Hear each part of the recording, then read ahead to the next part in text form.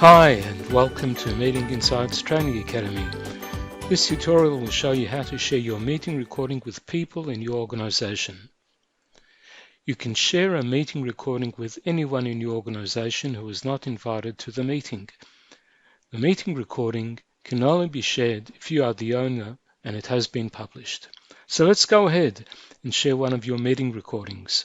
Click the meeting recording that you want to share. The player page opens. Click the Share button. Make sure that the internal tab is selected.